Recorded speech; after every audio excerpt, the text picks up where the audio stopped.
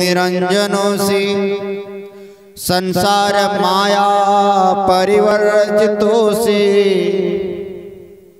और संसार स्वप्नम तज मोह निद्रा मदालसवाक्यम उवाच पुत्रम। बेटा तू शुद्ध है, तो बुद्ध है, तो निरंजन है।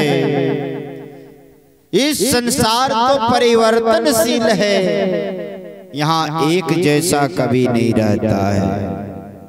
कभी गर्मी तो कभी सर्दी, कभी धूप तो कभी छांव, कभी सुख तो कभी दुख। जो कल था वो आज नहीं है, जो आज है वो कल नहीं रहेगा। ये संसार क्या है? परिवर्तनशील है। संसार का धर्म ही है जो सरकते रहता है, जो परिवर्तन होते रहता है, इसी का नाम है संसार। माता मदालसा कहती है संसार क्या है? क्या परिवर्तनशील है पुत्र। और जो परिवर्तनशील, जो एक जैसा नहीं रहता है, उससे क्या प्रेम करना। जो एक जैसा रहता है, जिसका प्रेम अटल रहता है, उससे प्रेम करो, उससे लगाओ नाता। लेकिन लोगों को बस समय नहीं है।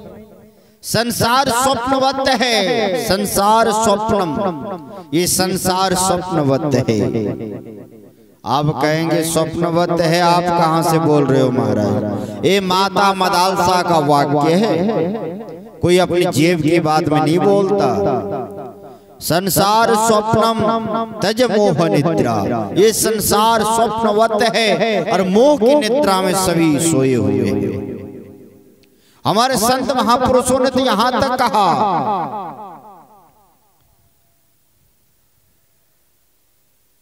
मोह निशा सब सोव निहारा, देखिए सपन अनेक प्रकार, यही जग जामिनी जागहि जोगी। क्या है? मोह रूपी रात्रि में तो सभी सोए हैं, और कौन जगा है? तो जोगी जगते हैं। योगी जो साधना करते हैं।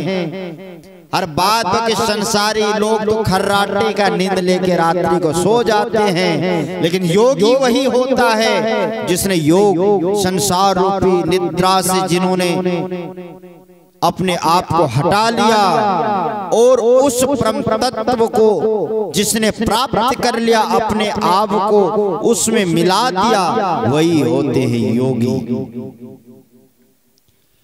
और सभी तो बाद बाकी सोए हैं। हमारे वेद भगवान तो यहाँ तक कहते हैं, उत्तिष्ठत जागृत प्राप्त वरान निबोधत, क्षुरस्य धारा निशिता दुरत्या पथस्तत्व कवयो वदन्ति। अरे अविद्याग्रस्त लोगों उठो, जगो। देखिए वेद भगवान भी कहते उठो, अज्ञान रूपी अंधकार से जगो और श्रेष्ठ पुरुषों के समीप जाकर ज्ञान प्राप्त करो। और हमारी मदालसा माता भी तो यही कहती है, उठो। अपने पुत्रों को ये शिक्षा देती है, बेटा ये संसार स्वप्नवत है, इसलिए मोह रूपी निद्रा से जगो और सत्पुरुष के समीप जाओ। संसार स्वप्नम तज मोह निद्रा मदालसा वाक्यम उवाच पुत्रम। अपने पुत्रों को ये शिक्षा देते देते 4 पुत्रों को मदालसा सन्यासी बना देती है।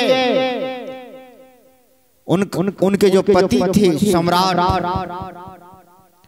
उन्होंने कहा देवी तुम 4 पुत्रों को तो सन्यासी बना दी, एक पुत्र जो अभी होने वाला कम से कम इसको उत्तराधिकारी तो बना दो। ये राज्य कार्य कैसे चलेगा? क्या होगा? बुढ़ापे का कोई तो सहारा होना चाहिए। माता मदालसा ने अपने पुत्र को फिर संसार की शिक्षा दी, राज्य का शिक्षा दी, नीति की शिक्षा देती है। और वो बेटा बड़ा होकर के क्या बना? सम्राट बना। और जब माता पिता वृद्ध हो गए, अपने पुत्र को सम्राट बना करके वो जंगल की ओर प्रस्थान करने लगे, तो माता मदालसा एक ताबीज होता है ना, ताबीज छोटी सी, उसमें एक कागज पर कुछ लिख करके भर देती है। कहा बेटा, जब कोई बचाने वाला संसार में नहीं रहेगा, जब तुम उस परिस्थिति में पहुंच जाओगे, जब मृत्यु के समीप जब तुम पहुंच जाओगे, तब ये ताबीज खोल के पढ़ लेना और फिर अमल कर लेना। चौथे, क्योंकि हमारे यहाँ सनातन धर्म में 4 आश्रमों का नियम है, बाल ब्रह्मचर्य आश्रम, गृहस्थाश्रम, वानप्रस्थाश्रम और संन्यास आश्रम। कोई गृहस्थ बनना चाहे गृहस्थ बने, या तो कोई डायरेक्ट संन्यास लेना चाहे तो वो ले सकता है। ऐसा हमारे यहाँ एक विधान है, एक व्यवस्था है। तो उस समय मदालसा अपने पति के साथ वानप्रस्थाश्रम में प्रवेश करने के लिए जब जाने लगी, पुत्र को एक ताबीज भर के गले में टांग देती है। और जब उस पुत्र के ऊपर बड़े राजा ने आक्रमण किया, जीत लिया, अरे इनको मृत्यु दंड देने का आदेश दे दिया। और जब मृत्यु दंड देने के लिए जल्लाद आया, तो वो ताबीज निकाल के माँ की बात याद आ गई। ताबीज खोला और कहा बेटा, जब कोई बचाने वाला ना मिले, उस परमपिता परमात्मा का आश्रय ले लेना और तुम संन्यास ग्रहण कर लेना, क्योंकि तुम्हारे चारों भाई तो सन्यासी हैं। जब पत्र को पढ़ करके जब बेटा रोने लगा, राजा ने कहा कि क्यों रो रहे हो? कहा मेरी माँ की बातों को याद करके। हमारे तो 4 भाई सन्यास ग्रहण करके सन्यासी का जीवन व्यतीत कर रहे हैं और माँ ने मुझे राजा बना दिया। राजा ने कहा कि तुम्हारा भाई कौन है? नाम बताया, तो उसी सन्यासी का शिष्य था राजा। इनको रिहा कर दिया, छोड़ दिया। तो देखिए, माँ चाहे तो अपने पुत्रों को कुछ भी बना सकती है, चोर बना सकती है, क्रिमिनल बना सकती है, संत बना सकती है, सम्राट बना सकती है। माँ में वो क्षमता है। इसलिए कहा, माँ अगर तू ना होती तो हम सब नहीं होते। एक बड़े अच्छे विद्वान ने कहा था, अगर तू नहीं होती तो हम सब नहीं होते।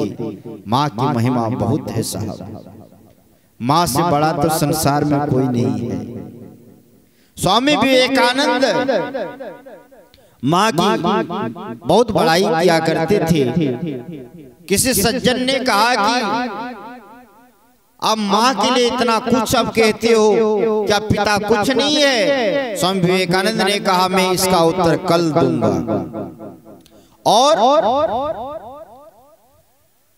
जाते जाते कहा, इधर सुनो, 1-2 केजी का लगभग पत्थर बांध दिया पेट में।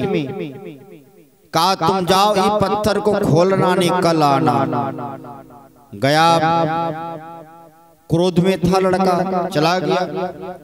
कल जब वापिस आया, सज्जनों, संत के पैर पकड़ के रोने लगा। स्वामी विवेकानंद ने कहा, क्यों रो रहे हो? कहा माफ करना, एक प्रश्न पूछने के एवज में आपने इतनी बड़ी सजा दे दी, मुझसे नहीं बर्दाश्त होता है। स्वामी विवेकानंद ने कहा, मूर्ख, जिस माँ ने तुझे 9 महीने तक अपने गर्भ में रखा, तुम सोचो उसको कितनी पीड़ा हुई होगी, और तुम कहते हो कि माँ की महिमा